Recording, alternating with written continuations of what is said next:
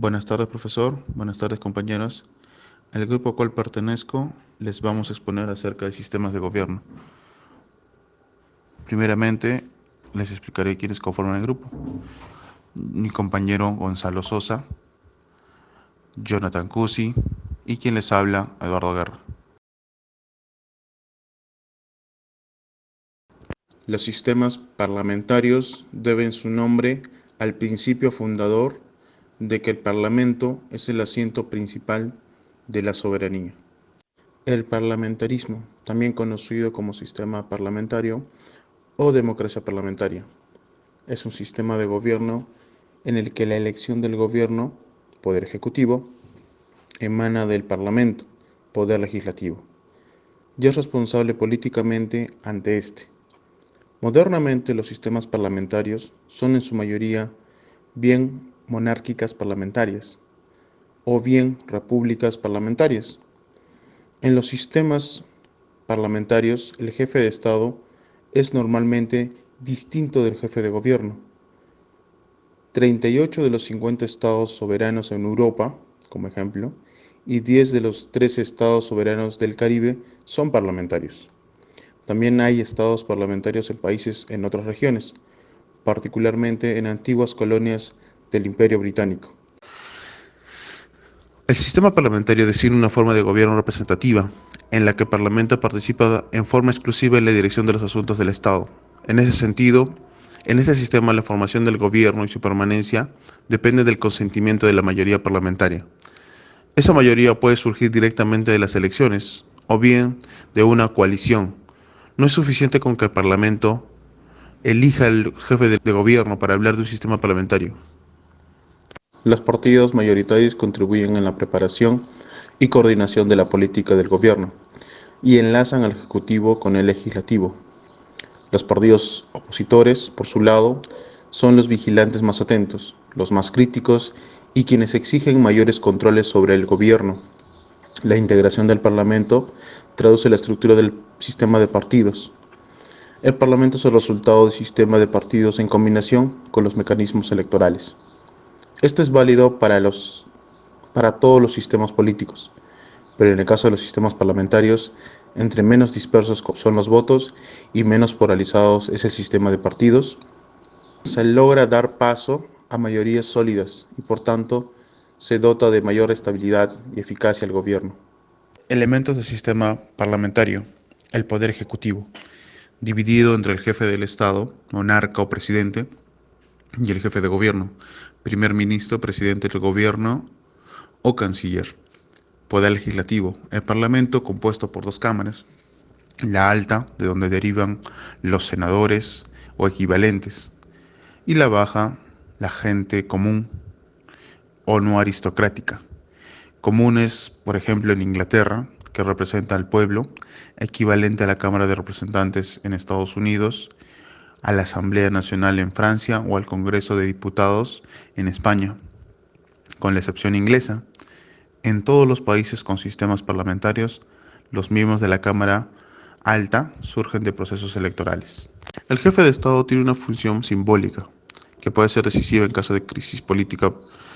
Por ejemplo, el rey Juan Carlos de España en transición política, como lo podemos ver en la foto, pero no dispone de atribuciones políticas. En la práctica, el jefe de Estado acata la decisión del electorado o la mayoría parlamentaria.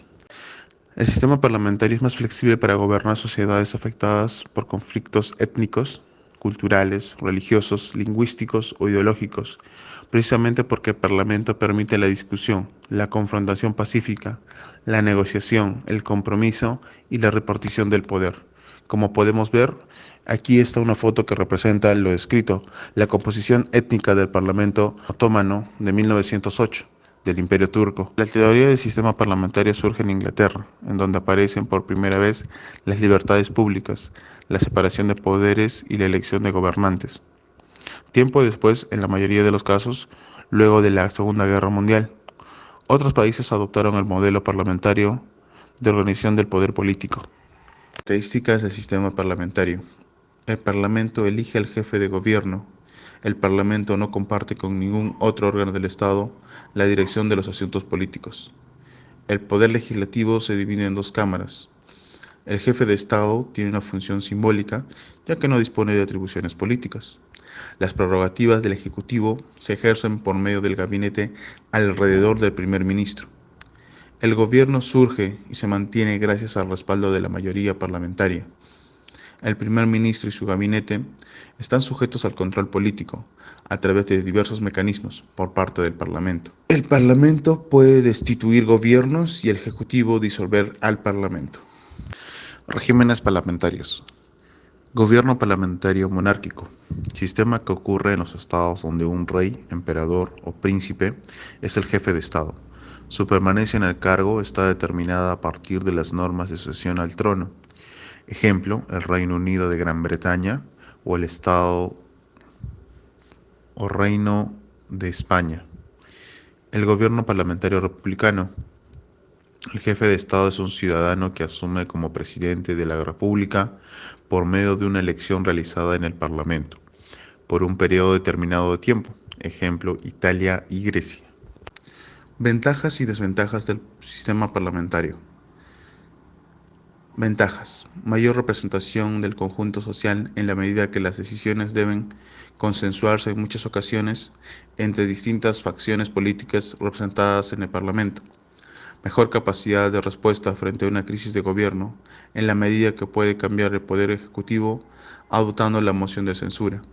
Mayor consenso en las decisiones. Se considera más la participación y el trabajo en equipo. Desventajas frente al sistema presidencialismo. No separación de poderes o función de poderes entre el Ejecutivo y el Legislativo. Excesiva vinculación del Poder Ejecutivo con el partido político mayoritario en el Parlamento, pudiendo derivar en partitocracia. Su forma más estable termina siendo el bipartidismo. Tratando de recoger las ventajas de ambos sistemas y eludir sus desventajas, se tiende a utilizar sistemas semipresidenciales. Ejemplos del sistema parlamentario. Parlamento en Colombia. El Congreso de Colombia es la legislatura bicameral de la República de Colombia, conformado por el Senado y por la Cámara de Representantes. El Congreso es un cuerpo colegiado conformado por 102 senadores y 166 representantes.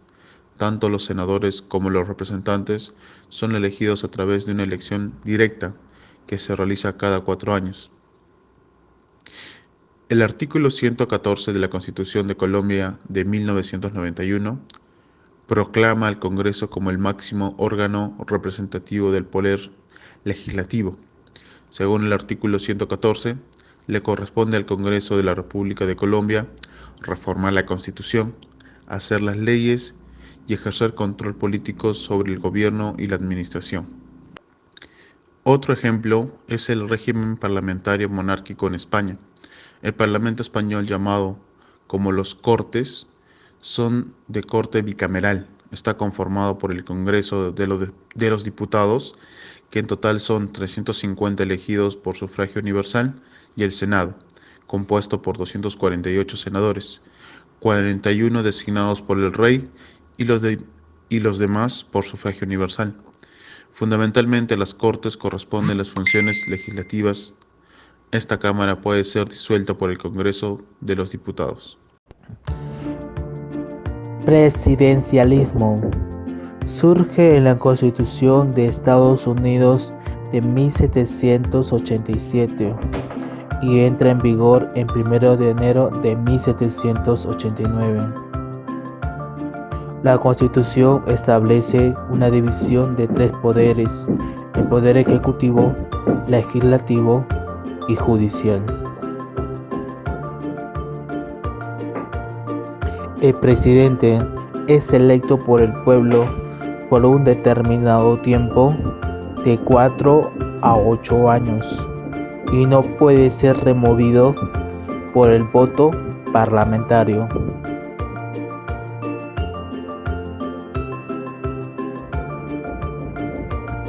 El presidente remueve libremente su gabinete.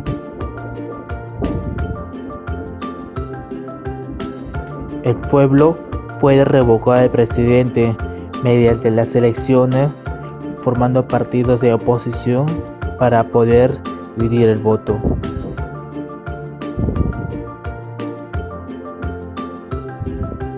La mayoría de los países de América Latina son presidencialistas. Algunas de ellas son Costa Rica, Venezuela y Colombia. Y las que no forman parte son Belice, Surinam y Guayana Francesa.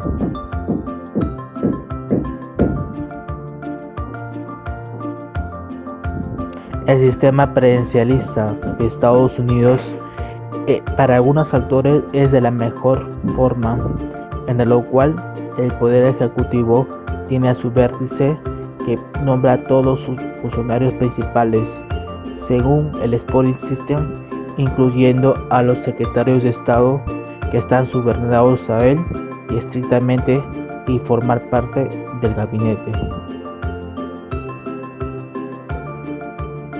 El presidente es controlado por el Senado solamente por algunas atribuciones, ya que se requiere de su aprobación para algunos nombramientos y para ratificación de tratados internacionales por mayoría de 2/3.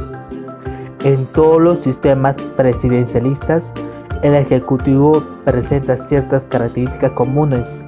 No solamente ejecuta, sino que posee un propio derivado de su legitimidad directa, que vendría a ser de carácter representativo.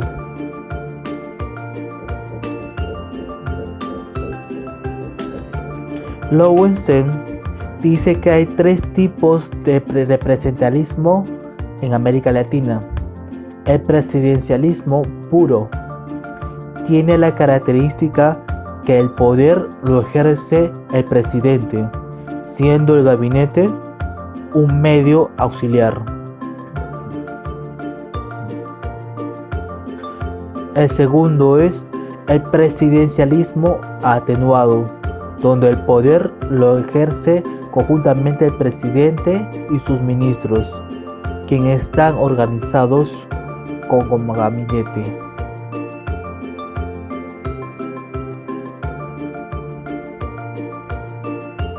La tercera es el presidencialismo híbrido. Es aquel sistema de gobierno que trate de distribuir la influencia del Ejecutivo, incorporándole estos elementos parlamentarios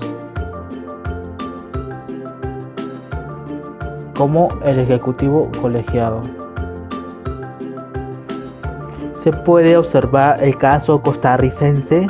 Presenta 2 características particulares. Uno, que cuenta con 2 vicepresidentes, los cuales lo reemplazarán al presidente en falta de caso absoluta a este, por el orden de su denominación. Por sus ausencias temporales podrá llamar a cualquiera de los 2 para que lo pueda sustituir.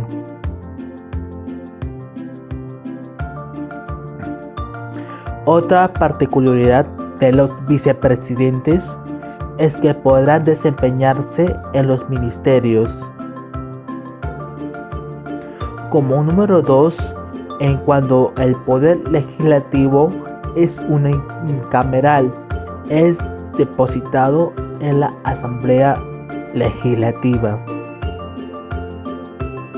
A manera de conclusión, se puede decir que el sistema presidencial es aquel en el que el presidente es el jefe de Estado y de gobierno, es electo popularmente, no puede ser retirado por el cargo por decisiones del juez, encabece el gobierno que lo designa y cuenta con designación de sus poderes ejecutivo, judicial y legislativo.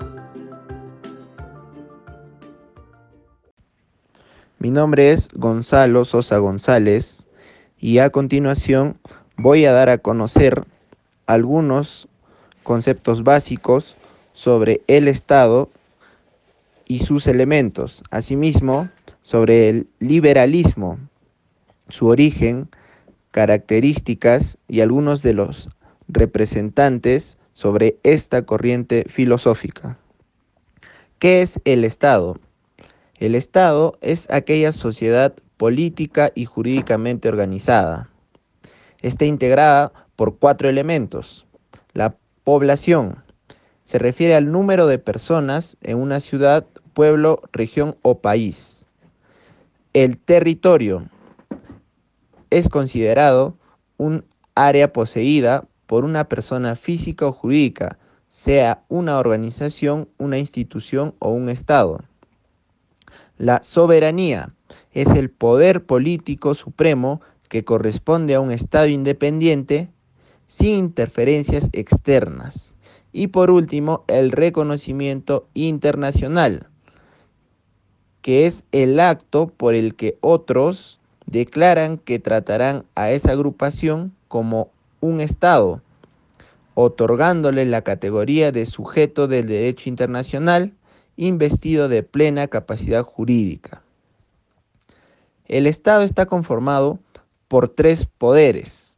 El poder ejecutivo es el encargado de planificar y poner en marcha las políticas de desarrollo nacional a través de estrategias plasmadas en campos como la economía, la salud, la educación, entre otros. El poder legislativo es una asamblea deliberativa que tiene la exclusiva autoridad para crear leyes para una entidad política como un país o ciudad, además de administrar el presupuesto del Estado. Y por último, poder judicial, órgano de gobierno que esté encargado de administrar justicia. El liberalismo. ¿Qué es el liberalismo? Es la doctrina política que postula la libertad individual y social en lo político y la iniciativa privada en lo económico y cultural, limitando estos terrenos la intervención del Estado y de los poderes públicos. Por lo tanto, la postura liberal, según John Locke, defiende 3 derechos naturales, que es la vida, la libertad y la propiedad privada. El liberalismo es un modelo de pensamiento opuesto a los absolutismos, conservadurismos y despotismos ilustrados, defendiendo las libertades civiles y económicas como fundamento del Estado de Derecho y del Pacto de Convivencia Social. En ese sentido, fue indispensable para la formación del pensamiento democrático y para la separación de poderes, fundamentales hoy en día en el orden republicano. Origen del liberalismo. Las democracias inspiradas en los ideales liberales predominaron en Occidente desde sus inicios en el siglo XVIII, cuando se puso en alto al absolutismo heredado de las épocas feudales y se supeditó el poder del Estado a las leyes de una constitución. Por otro lado, durante la mitad del siglo XX, las corrientes liberales tuvieron más interés por reformar la economía en los aspectos del libre mercado económico y ascenso del capitalismo. Representantes del liberalismo. John Locke es un filósofo y médico inglés. Defiende la separación de poderes. Además es considerado uno de los primeros empiristas y conocido como el padre del liberalismo clásico. Refiere en una de sus frases más importantes que cada uno ordena sus acciones y dispone sus posesiones y personas como juzga oportuno. Immanuel Kant. La libertad es el fundamento de la política. En otras palabras, para él, el objetivo de la política debe ser entendida como la forma de poder que tiene como fin la constitución de un orden civil justo que permite ejercer esa libertad a todos los ciudadanos. En el aspecto económico, consideramos al representante Adam Smith, el padre del liberalismo económico. Sostenía que el mercado se regula a sí mismo mediante una mano invisible que regula la economía y las fuerzas de la oferta y la demanda. El Estado solamente interviene como defensor de esta libertad económica. Y por último, David Ricardo, quien escribió en 1817 la obra Principios de Economía Política, donde estableció algunas cuestiones que matizaban las teorías de Adam Smith dentro de la escuela del liberalismo económico.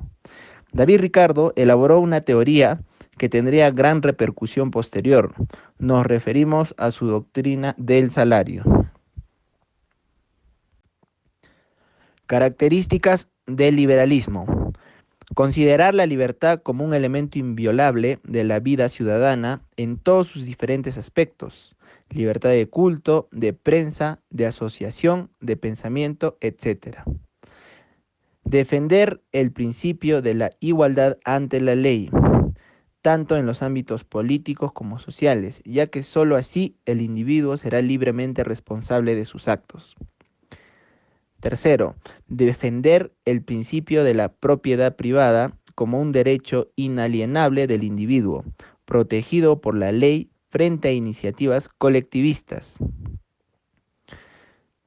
Defender la existencia de un Estado laico y una educación laica, compuesto por poderes autónomos e independientes, como lo son el Ejecutivo, Legislativo y Judicial, pues la solución de los dilemas siempre pueden hallarse mediante el ejercicio del diálogo político.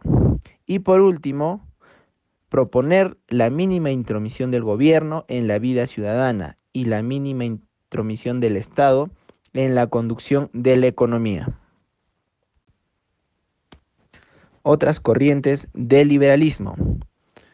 El liberalismo clásico nació de la burguesía europea del siglo XVII y XVIII y su lucha contra el absolutismo monárquico y los privilegios aristocráticos. Defendió en su momento la no intromisión del poder real en los asuntos civiles, libertad de culto, de ejercicio político y de ejercicio económico. Segundo, el socioliberalismo persigue un balance entre la defensa de las libertades individuales y del ejercicio económico, y la protección que el Estado puede ofrecer contra formas injustas y excesivas del mercado. Minarquismo, encargado únicamente de la defensa territorial de la nación y el sostén de la justicia y el orden público. Este modelo propone que el resto de la sociedad deba quedar en manos privadas. Y por último, anarcocapitalismo. Propone una sociedad organizada y carente de Estado en la que absolutamente todos los bienes y servicios provengan de la libre competencia del mercado. Liberalismo social y económico. Liberalismo social tiene que ver con la no intromisión del Estado en la vida privada de los ciudadanos, ni en sus relaciones sociales, permitiendo así que exista la libertad de culto, de pensamiento, de asociación y de prensa, siempre y cuando no se infrinjan las leyes ni se violenten las libertades de terceros. Por otro lado, el liberalismo económico sostiene la necesaria independencia de las relaciones mercantiles y comerciales de los ciudadanos, de la intromisión del Estado, siempre y cuando, claro está, este ejercicio no constituya ninguna violencia contra las libertades de los demás. El neoliberalismo. Originalmente, el neoliberalismo era una filosofía económica acuñada por el economista alemán Alexander Rüstow en 1938, que trataba de encontrar un tercer camino o un camino entre medias de la disputa que en ese momento se libraba entre el liberalismo clásico y la planificación económica. Esta corriente filosófica apuesta para un panorama de libertades para el sector privado de la sociedad y minimiza la intervención estatal en busca del libre comercio. Se refiere también como una teoría político-económica que retoma el liberalismo y lo replantea dentro del capitalismo actual con principios más radicales. Para el neoliberalismo, la privatización es fundamental, ya que se considera que la administración privada es más eficiente y adecuada que la administración pública.